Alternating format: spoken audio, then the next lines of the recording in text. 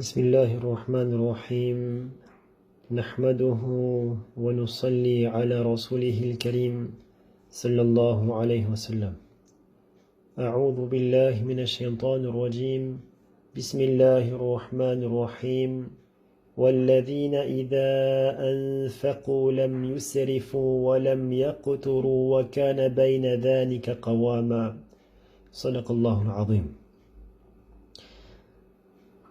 Nabi sallallahu alayhi wa sallam, notre prophète bien-aimé sallallahu alayhi wa sallam, a enseigné à sa umma, à sa communauté, de choisir une vie de modération, d'être modéré, et non une vie d'extravagant, une vie extravagante, mais plutôt donc une leçon de simplicité. Nabi sallallahu alayhi wa sallam a vécu une vie tellement simple que personne, donc ça sera même très difficile, personne ne pourra l'imiter dans sa simplicité. Donc c'était la vie de Rasulullah sallallahu alayhi wa sallam, la vie de la meilleure créature d'Allah, la vie de l'imam de tous les prophètes, de tous les messagers. Pourtant, Nabi sallallahu alayhi wa sallam avait le choix entre la royauté, il avait le choix entre la royauté et la pauvreté. Nabi sallallahu alayhi wa sallam a choisi la pauvreté. Donc il nous a enseigné de ne pas gaspiller, de ne pas être extravagant. Il nous a enseigné d'être simple, d'une vie simple, une vie modérée, le chemin de la modération. Et ce sont ces qualités qu'Allah subhanahu wa ta'ala a mentionnées dans le Coran lorsque Allah nous parle de Ibadur Rahman, des serviteurs du tout miséricordieux. Donc ça, ce sont les qualités de l'esclave d'Allah, l'esclave du tout miséricordieux. Wa Ibadur Rahman, et Allah subhanahu wa ta'ala nous dit parmi ces qualités, parmi leurs qualités, ils ont comme qualité que walladhina idha anfaqu lam yusrifu wa lam yaqturu wa kana bayna dhalika qawama, que les serviteurs d'Allah, le serviteur du tout miséricordieux, lorsqu'ils dépensent, ils ne font pas israf, ils ne gaspillent pas. Wa lam yaqturu, ni ils ne sont avares, ça veut dire de ne pas dépenser beaucoup. Mais وَكَانَ بَيْنَ ذَلِكَ قَوَامًا, mais ils se tiennent au juste milieu. C'est pas d'un côté ils dépensent énormément et de l'autre côté ils ne dépensent pas du tout. C'est entre les deux. Ça c'est le juste milieu. Cette vie de modération qu'Allah subhanahu wa ta'ala, notre maître, nous demande d'être, donc la voie de la modération. Et c'est également l'enseignement de Rasulullah sallallahu alayhi wa sallam. Dans un hadith, Rasulullah sallallahu alayhi wa sallam nous a enseigné que al-iqtisadu fi nafaqa nisful ma'isha. Al-iqtisad, donc économiser donc dans ses dépenses, il disait que ça représente la moitié des moyens de subsistance. Donc si nous faisons attention à nos dépenses, incha'Allah ta'ala, nous pourrons vivre, entre guillemets, plus longtemps. Donc là, pendant ces moments, pendant ces épreuves de confinement, ou même si aujourd'hui on parle de déconfinement, on doit faire très attention à ce que on achète. Donc ça c'est très important, les premières nécessités. Donc, spécialement pour ceux qui sont dans les difficultés. Même ceux qui ne sont pas dans les difficultés, apprendre à choisir une vie de modération. Inch'Allah ta'ala, on sera plus tranquille. Et également, on pourra aider même les autres. Et même durant ces moments, nous pouvons méditer qu'il y a énormément de choses dans notre vie que nous pouvons vivre sans. Combien de choses nous considérons nécessaires, alors qu'en réalité, je peux bien vivre sans ces choses. À l'époque de Omar ibn Abdul Aziz, Donc il y avait son beau-frère dont le nom était Masalama ibn Abdel Malik. Donc c'était un membre de la famille des Banu Umayya, donc de la famille royale.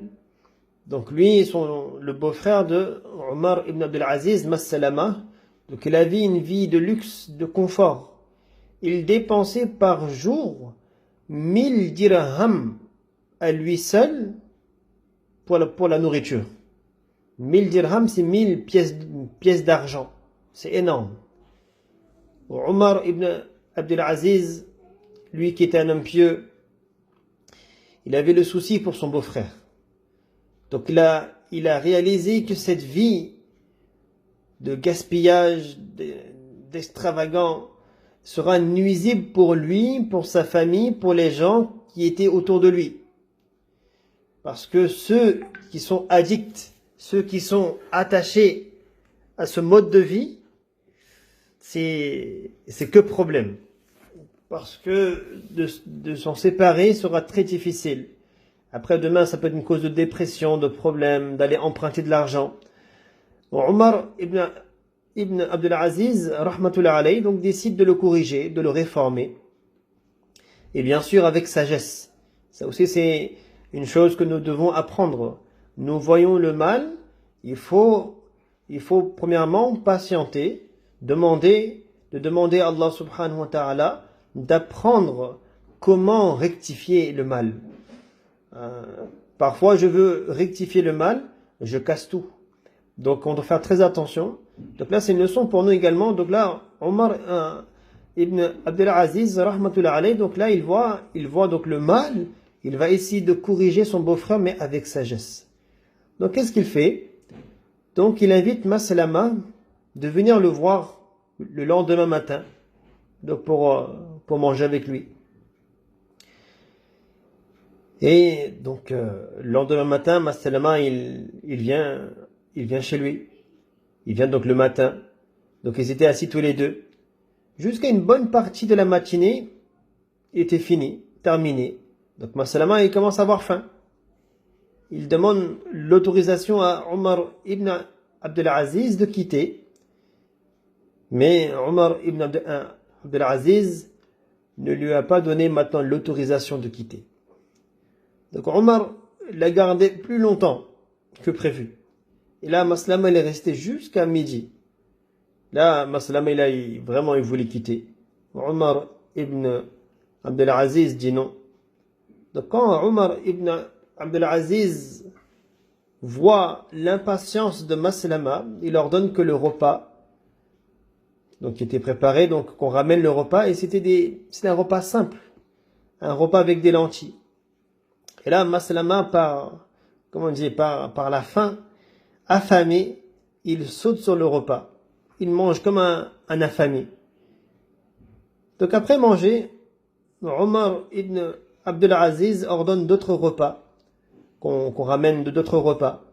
Maslama il fait comprendre que vraiment là je suis rassasié, j'ai le ventre plein, je ne peux plus manger. Donc là, et à ce moment-là, Omar ibn Abdel Aziz il lui donne donc cette leçon. Là, après Ikram, il fait bien remplir son ventre. Et là, maintenant, et même ce sera plus facile pour Maslama d'écouter les conseils. Et donc là, Omar ibn Abdel Aziz, il lui donne maintenant cette leçon. Il dit quand un repas a la valeur d'un tiers de dirham, c'est pas 1000 dirhams, c'est un tiers, c'est pas un dirham, c'est un tiers de dirham, te suffit. Un tiers de dirham te suffit largement, donc pour la journée. Comment peux-tu gaspiller, comment peux-tu être extravagant en dépensant 1000 dirhams tous les jours en nourriture? Donc cette parole avait un impact sur le cœur de Maslama. Et là il a réalisé, et par la grâce d'Allah, il a changé son mode de vie. Donc mes chers frères, mes chères sœurs, apprenons, adoptons une vie simple et soyons généreux envers les autres. Qu'Allah nous fasse comprendre, durant ce mois de Ramadan, de vivre simplement, et c'était la vie de Rasulullah sallallahu alayhi wa sallam, donc de vivre également et je peux également aider les autres, ceux qui sont dans le besoin. Wa akhiru da'wana anil hamdulillahi rabbil alamin.